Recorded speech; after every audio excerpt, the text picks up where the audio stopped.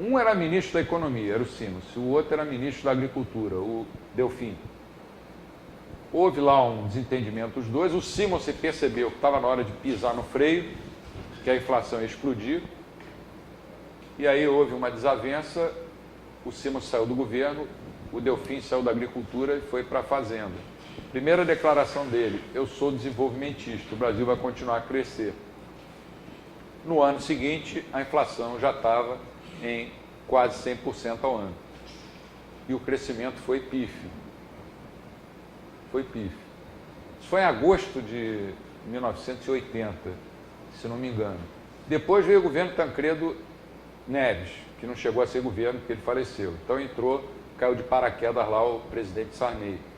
E colocou no Ministério da Fazenda o sobrinho dele, Dornelles. Dornelles levou para o Banco Central um grupo de monetaristas. Um deles até meu colega de graduação na faculdade, para o presidente do Banco Central, que faleceu no início desse ano, o Len Gruber. E outros economistas, todos eles com a visão monetarista. Alguns tinham sido meus professores na Fundação Getúlio Vargas. Então era para fazer uma política econômica conservadora, para usar os termos que todo mundo usa. O Sarney, como estava entre a corda e a caçamba, quando chegou em agosto também, sempre em agosto, o que ele fez? Trocou toda a equipe econômica e colocou o Dilson Funaro e os economistas da Unicamp e da PUC, do Rio de Janeiro, que na época eram bem mais radicais. Hoje não. Resultado: plano cruzado e toda aquela história que congelamento de preços, desabastecimento e a inflação cada vez mais fora de controle.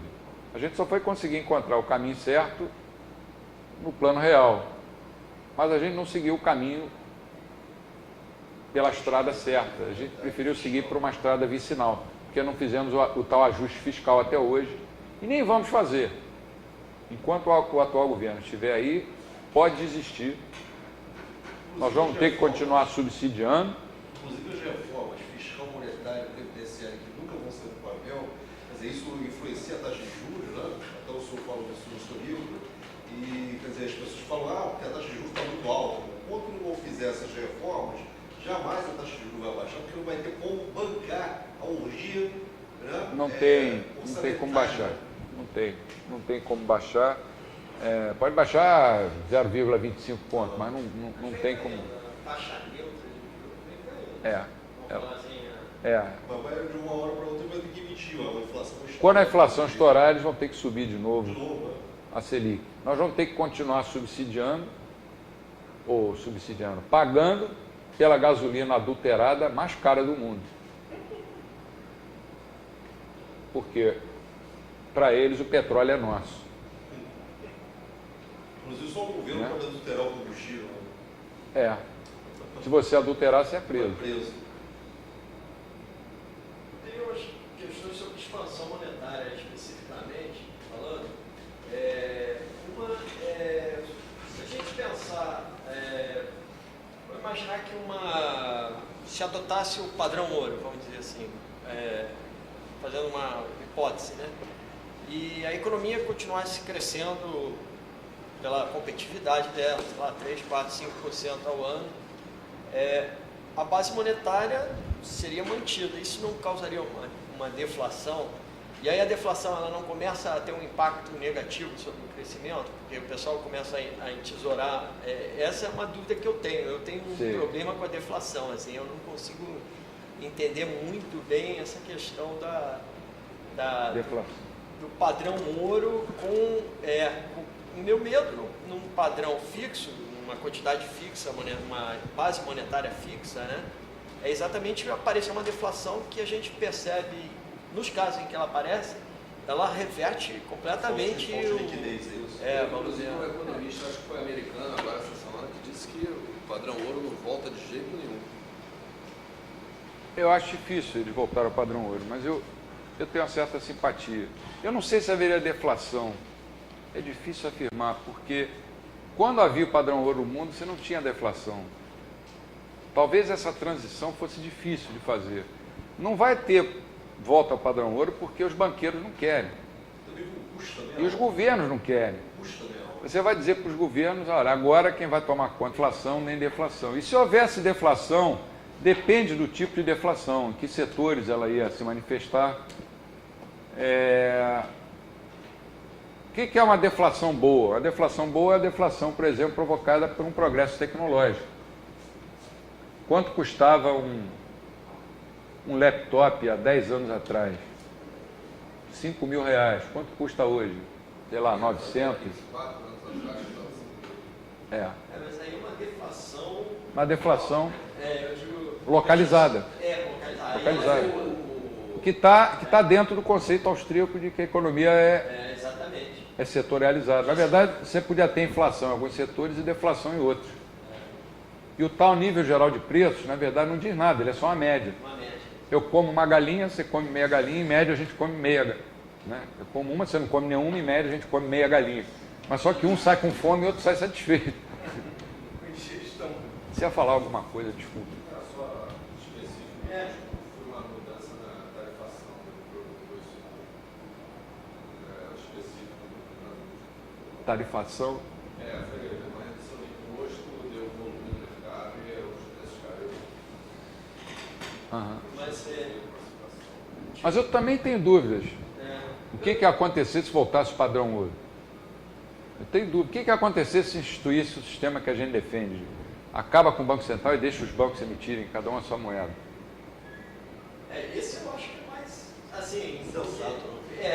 Se o Free Bank seria mais sensato, porque ele não cria alguns problemas que eu acho que seriam criados. E o padrão ouro tem um custo muito grande para se implantar hoje. O Dr. Douglas falava sobre isso.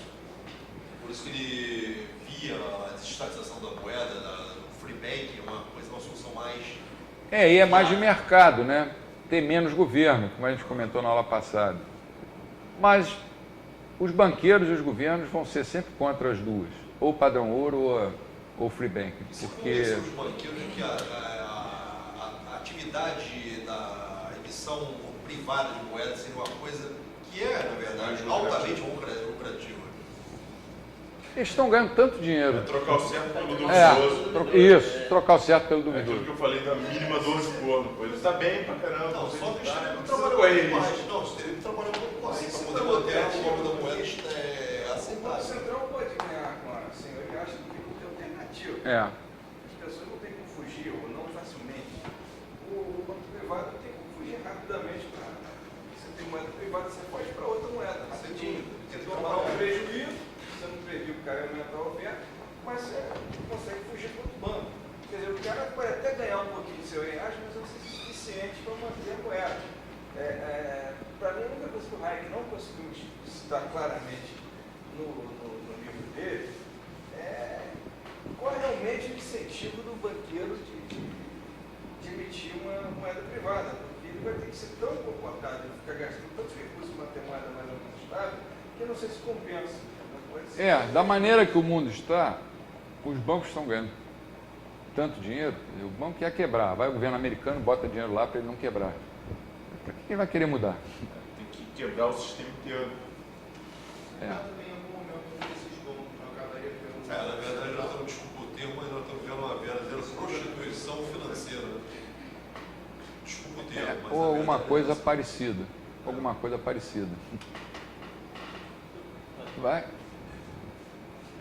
O Banco Central surgiu aqui no Brasil em 1965. Antes disso, como funcionava aqui? Era a Superintendência da Moeda e do Crédito, SUMOC, que era um núcleozinho de Banco Central, ficava ali na esquina da Avenida Rio Branco, com aquela, acho que é Visconde A1, um prédio antigo ali. E quase todo mundo que trabalhava lá eram funcionários do Banco do Brasil que eles requisitavam. Então o Banco do Brasil executava várias funções de Banco Central. E a SUMOC era tipo assim uma superintendência que supervisionava a política monetária da época, né? Aí quando criaram o Banco Central, extinguiram a SUMOC, mas durante algum tempo ainda ficou uma relação muito forte entre o Banco do Brasil e o Banco Central. O Banco do Brasil ainda continuou desempenhando, porque o Banco Central não tinha pessoal. Eu, quando entrei para o Banco Central, estava no primeiro ano da faculdade. Eu e toda a turma do primeiro concurso, né? Então, o pessoal, a maioria dos funcionários do Banco Central era do Banco do Brasil. E havia uma vinculação de contas do Banco Central com o Banco do Brasil, a chamada conta movimento. Ainda existe essa conta porque tinha acabado com ela. Não sei se é exatamente isso, mas tem uma conta do Tesouro no Banco Central. Mas E o custo era zero. também no Banco do Brasil. O custo dessa conta era zero, né?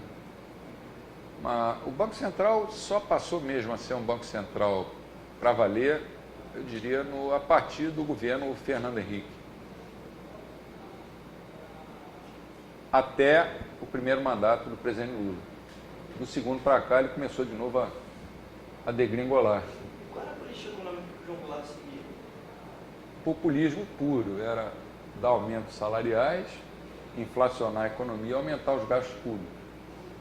E ele levou a inflação a 91% ao ano, que na época era uma coisa absurda, a economia estava toda desorganizada, eram greves em praticamente todos os setores de economia, e deu no que deu, né? E hoje ele é retratado como se tivesse sido um herói. O Juscelino, nem o Juscelino. O Juscelino chegou com aquele discurso 50 anos em 5. Pô, isso aí contaria as leis da física, né? 50 anos em 5. Saiu torrando dinheiro, construiu uma cidade. Para que mudar de capital, cara? Por que a capital tem que ser no centro geográfico do país? Na Idade Média, tudo bem. Mas hoje em dia, onde é que fica Washington? Não é no centro dos Estados Unidos, né? Por que a capital tinha que ser lá? Quem ganhou dinheiro com isso? Eu não sei, mas vocês podem imaginar. Muita gente, né? E começou a fazer uma política populista e o Brasil estava prestes a ser cubanizado, sem revolução. E aí deu no que deu, né? Foi uma... Ele estava na China. Ele estava na China.